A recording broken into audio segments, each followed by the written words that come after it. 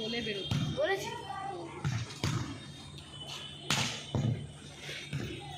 আমি এখন আর ওই ট্যাক্সিটা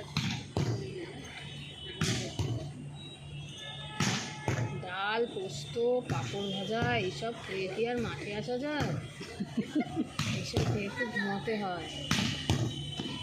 আজকে তোমার খাওয়া